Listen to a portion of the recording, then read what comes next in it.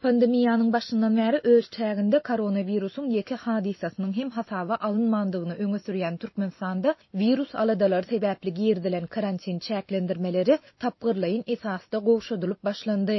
Ýurtda bazarlaryň, dukanlaryň, sowda merkezleriniň, teatrlaryň we konsert zallarynyň käbirleri eýýäm açylan bolsa, ýene bir böleginiň may aýynda öz işine girişmegine garaşylýar. Şeýle-de welaýetlaryň arasyndaky uçar we otly gatnawlarynyň hem belli bir derejede gaýtadan dikeldiljekdi aýdylýar. Şol bir wagtda köpçülik ýerlerinde maska rejimini berja etmek talaby saklanyp galýar. Bu ýagdaýlar barada Azatlyk radiosynyň habarçylary, Garaşsyz neşir we hökümetçi web-saytlar habar berýärler. Azatlyk radiosynyň Lewap welaýatyna habarçysynyň maglumatlaryna görä çäklendirmelerin gowşadylýandygy baradaky maglumatlar Aşgabatdan Lewap'a gelen Ýurity Toparyň Sewitdäki saglyk resmileri bilen geçiren ýygnagyndan soň ma'lum boldy. 23 aprelde Aşgabatdan gelen Ýurity Topar Lewap welaýatynyň häkimliginde ýygnak geçirdi. Bu ýygnaga welaýatyň saglyk ýol başçylary bilen döwlet arasaçylyk hem keselleriň ýaýramagyna garşy görüşmek gullugynyň wekilleri gatnaşdy. Ýygnagyň dowamynda Sewitara ara çäkleri açmak we 5-nji maýdan başlap ähli welaýatlere uçar gatnawyny belli bir derejede täzeden dikeltmek barada karara gelindi. Diýip ýagdaýdan habarly çeşmämiz gurrun berdi. Onuň sözlerine görä häzirki wagtda welaýatyň administrasiw merkezi Türkmenabad şäherinden Aşgabada günde 2 sany uçur gatnawy bar. Olaryň biri ýerden saat 7-de, beýlekisi giýişlik saat 7-de amala aşýar. May aýyndan başlap bu gatnawlaryň sany 2 hesse artar we gündelik reýsleriň sany 4-de ýeter. 5-nji maýdan başlap Türkmenabad Daşoguz aralygynda hepdede bir sapar uçar gatnawy ýola goýlar. Diýip çeşmämiz otly gatnawlaryny belli bir derejede gaýtadan dikeltmek barada gurrunlaryň bardygyny hem aýtdy. Onuň sözlerine görä ýygynyň dowamynda karantin çäklendirmeleri sebäpli öňden ýapyk duran ähli bazarlaryň dolu güýjünde işläp başlamagyna hem ruhsat berildi. Munyň netijesinde Türkmenabaddaky iň uly 2 bazar, 4-nji we 5-nji bazarlar gaýtadan açyldy. Maýyň 1-nji 10 günlüğünde avtolog postlarynyň hem açylmagyna garaşylýar diýip çeşmämiz sözüni jemledi. Azatlyň baýdylanlar barada Lewap welaýat häkimliginden we onuň saglyk bölümünden goşmaça maglumat almak synançyklary başa barmady.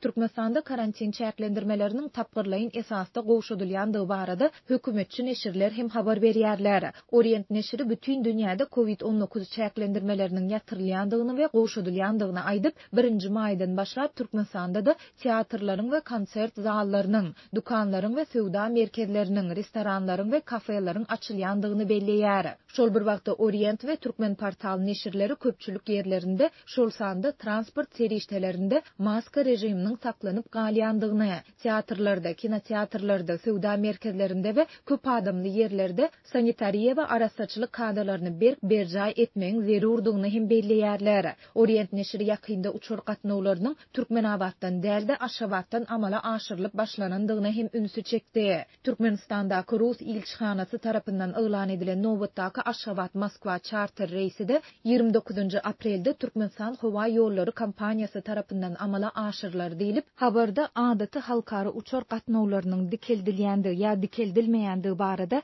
hiç zat aýdylmaýar. Garaşsyz Türkmen News neşiri ýurtda çäklendirmelerin gowşadylmagy baradaky karary döwlet arasaçylyk we keselleriň ýaýramagyna garşy görüşmek gullugynyň 20-nji aprelde geçiren mejlisinde gelinendigini aýdyp, redaksiýa bu baradaky resmi namanyň gelip gowşandygyny habar berdi. Neşiriň 22-nji aprelde çap eden maglumatynda 21-nji aprelde açylmaly sowda merkezleriniň we bazarlaryň 12 sanasynyň sanawy çap edildi. Şeýle-de neşir 1-nji maýdan başlap ýurdun sowda we daşary ykdysady Aratnaşyklary ministrligine değişli 6 sany banket zalyň we restoranyň, İçeri işler ministrligine değişli 1 zalyň hem-de senatçylar we telekeçiler birleşigine değişli 12 sany banket zalynyň işine ruhsat berilejekdigini hem belleýär. Türkmenistanda karantin çäklendirmeleriniň gowşadylýandygy baradaky habar ýurtda koronawirusa garşy görüşiň güýçlendirilendigi hakdaky maglumatlardan 2 hepde soň elan edildi. Ýatlasak Azatlyň dürli welaýatlardaky habarçylary maska rejimine gödäwçiligiň güýçlendirilendigini,